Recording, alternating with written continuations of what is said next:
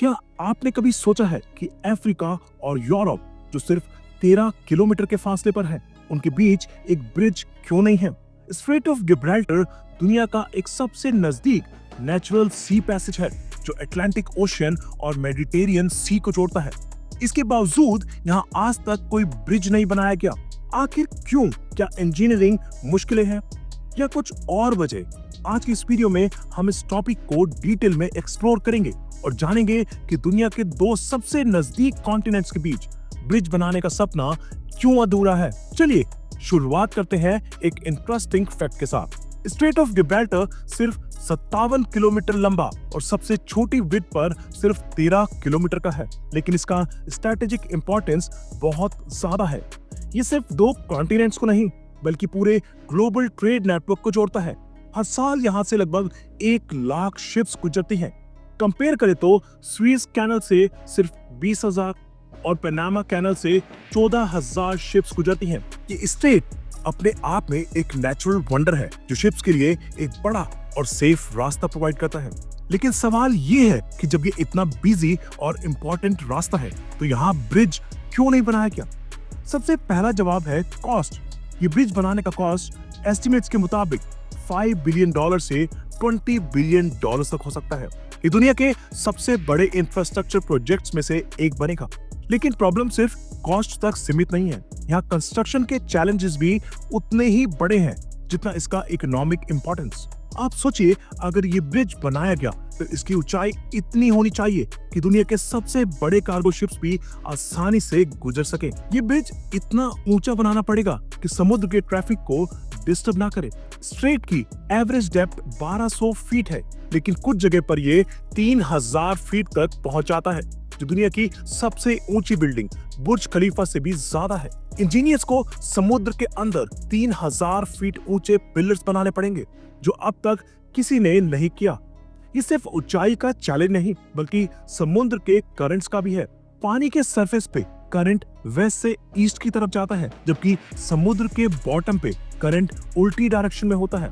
ये double currents bridge के pillars पर जबरदस्त प्रेशर डालेंगे, जो इसे एक इंजीनियरिंग नाइटमेयर बनाता है। और अगर ये सब मुश्किलें आपको छोटी लगती हैं, तो सबसे बड़ा चैलेंज है टेक्टोनिक प्लेट्स का। अफ्रीका और यूरोप के बीच का ये रीजन टेक्टोनिकली एक्टिव है। अर्थक्वेक यहाँ एक आम बात है। 1755 का लिस्बन अर्थक्वेक जो 8.5 मैग्नीट्यूड का था ने पोर्टुगल, स्पेन और मोरक्को में तबाही मचाई थी।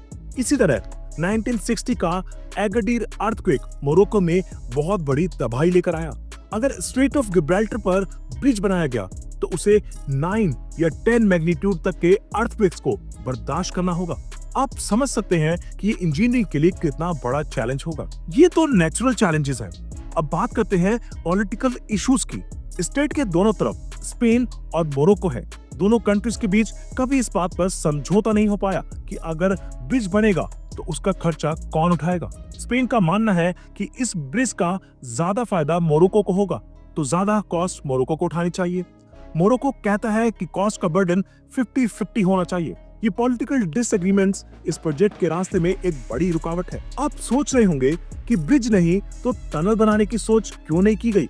यूके और फ्रांस के बीच जो चैनल टनल है वो एक सफल एग्जाम्पल है, लेकिन गिब्राल्टर के नीचे टनल बनाना उससे भी ज्यादा मुश्किल है।